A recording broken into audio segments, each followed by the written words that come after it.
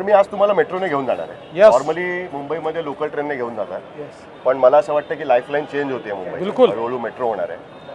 तर कारण याचं श्रेय काही प्रमाणात तुम्हालाही जातं आणि मोठ्या प्रमाणात तुम्हाला जातं, कारण 11 किलोमीटरची फक्त लाईन होती पहिली, ती आता 15 मध्ये तुम्ही सुरू केली. तर मला तुम्हाला हे विचारायचं आहे की मेट्रो प्रायोरिटी करायची, हे मुख्यमंत्री झालं तुमचं ठरलं होतं की तुम्हाला असं वाटलं की नाही बघूया, म्हणजे काय तुम्हाला रिपोर्ट आला? नाही, निश्चितपणे मी हे ठरवलं होतं.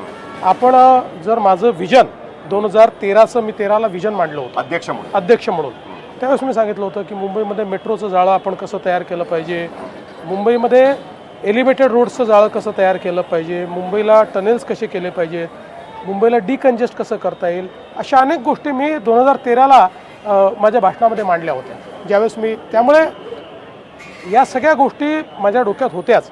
विशेषतः मी नेहमी एक गोष्ट सांगतो की मुंबईत केलेले प्रोजेक्ट्स हे काही सगळे नव्याने मी ठरवून केलेले प्रोजेक्ट्स नाही आहेत. आधीपासून होते, आधी 25 वर्ष 30 वर्ष आधी त्याचा विचार झाला होता. म्हणजे अटल सेतूचा विचार 1962 साली त्यावेळी JRD टाटाने मांडला होता. माझं श्रेय काय आहे तर हे नुसते चर्चा व्हायचे, कागद फिरायचे, काही व्हायचं नाही, परमिशन यायच्या नाही. मी मागे लागलो, सगळ्या परवानग्या घेतल्या, सुप्रीम कोर्टापर्यंत जाऊन परवानग्या घेतल्या आणि एक्झिक्यूट करून दाखवलं आणि ॲक्च्युअल आता ते सगळं झालेलं आहे.